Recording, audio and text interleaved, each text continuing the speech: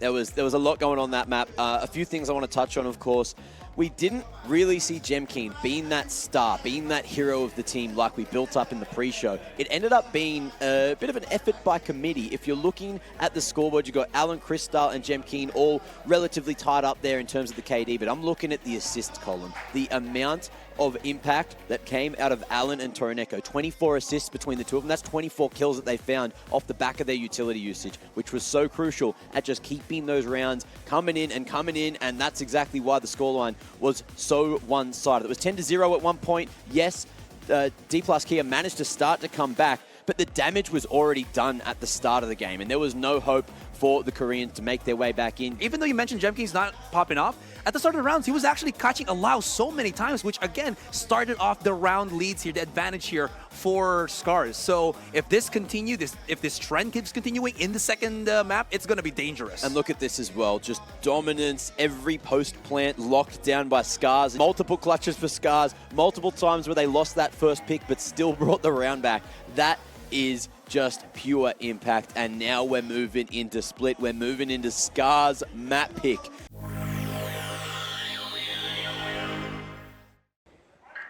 Okay, Estrella stuck on the A side. Throws out the guiding light. There's the contact. He's out in the open. Gets 1 for 1. Kristal does get picked off, and this is the first time we've seen this be good for D+. They got the numbers advantage now, and they haven't actually gotten the side itself for Scarz. So this means they have to pick up the spike and try to readdress a certain angle elsewhere. Jemkin has been the one true MVP for Scarz, and he gives them that advantage. Look at this TP play coming in from Toroneko. He might get caught off here in transition to the site. They don't know if someone's hidden there, but this is just looking a little bit confusing. Both teams trying to guess, trying to clear, and make sure that they have the better angle. Well, Jemkin has the higher angle. Just trying to make their way in. Cosmic Divide is up. They're using that to retake and set up. Inside the smoke. Oh! Burst! And Jemkin bursts for the 4K. It only took a second, and Jemkin once again steps up to show what he's got. They tried to push through together. D+ Kia. I mean, it seemed like a good idea at the time, but not knowing that Jemkin was on the other side. Nobody was paying attention to what was happening up on top of heaven. And with that Cosmic Divide up as well, noise was robbed away. They couldn't hear what was on the other side. Jemkin has the blades, but there's nothing else that they can really fall back on in terms of the ultimate. Estrella, he's got a corner hidden, and his corner is divine. Jemkin does get Esperanza, but they still need to get the back of the site. Jemkin's doing everything by himself right behind him, and Lockya looking at the wrong direction. It's only Jemkin right now. No way. No way. Oh, he hears the dash. He hears the dash. He has 6 seconds. It's 2 versus 1, and right out in the open, Alan gets it. Jemkin delivers. Just not enough time. Not enough health. D+ Kia feeling that pressure. Allow, he went way too close. Easily punished. And Scarz, Jemkin holding it all the way up by elbow. He did it all. Just buying that attention away. And what was that from Lockya? He was looking at the wrong possible moment there. I mean, I got it. Maybe he thought that Jemkin was hiding in the other pocket side of outside of back A. But I don't know how to go about this, Quack. Scarz is looking unbeatable. Toroneko down middle. They might be able to set up a flank. I'm curious about what XC is doing all the way back in attacker spawn. Well, he is setting up the stars for the moment. And what's good about this is he's on the incredibly long delay lurk.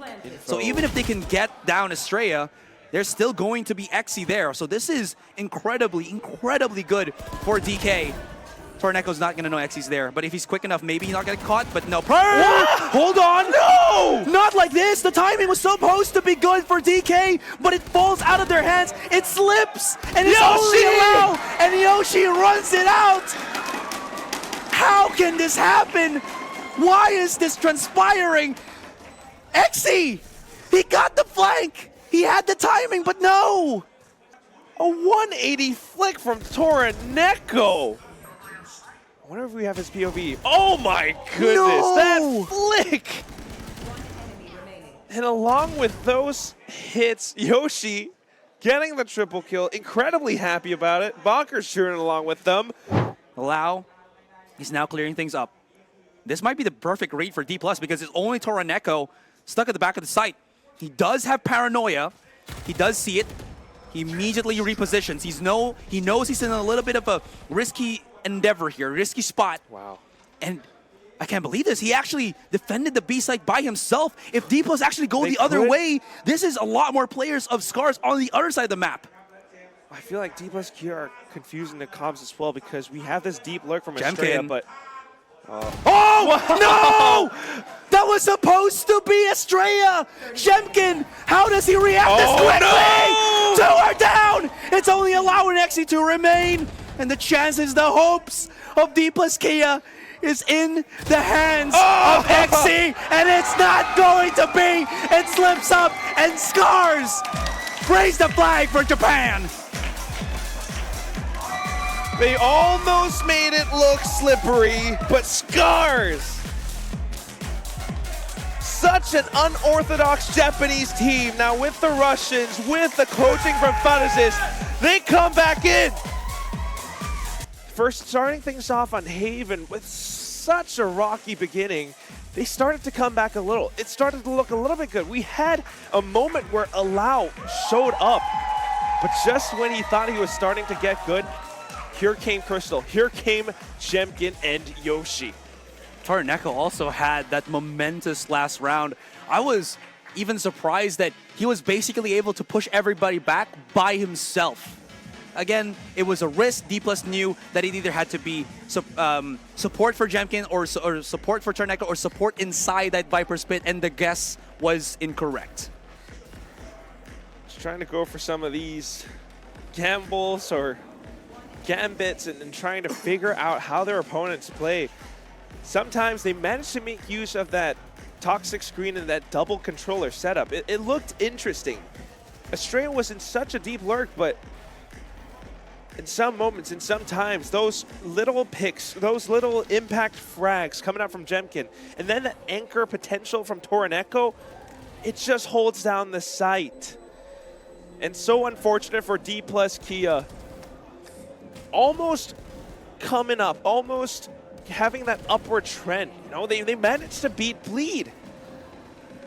But on that final day, wow, Scarz showed up huge. Undeniable indeed. And this is it. A recap, a replay of the final round. And I don't know, but I feel like I could just hear the screeching of the trajectory here of D+ come to a halt. Mac, bonkers are in. They certainly bloody are. And I'll tell you, there was, I think you guys saw it during the match as well, all of Bonkers are sitting there in the audience and they were cheering, they were cuddling one another, and soon as Scarz managed to get that dub across the line. This is not the D+ Kia that we saw against Bleed, and at the same time, some rounds felt a little bit disconnected with how several players or several squads came out and they wanted to do different things. Well, Scarz, on the other hand, so much more coordinated, and you could see how they played off of each other's utility, how they played off of Yoshi's information gathering at times. But someone that didn't drown, of course, was Japan and Russia and Jemkin, the big man doing big work for Scarz. A huge performance. You saw it there, 24 and something. I think it was 24 and like 9 deaths. That is a huge performance. That is how you secure yourselves a playoffs position. This series, 2-0, Scarz showing dominance, showing that they have been preparing for the last 3 days to make sure that they have the best run into the end of playoffs possible. But more on that shortly.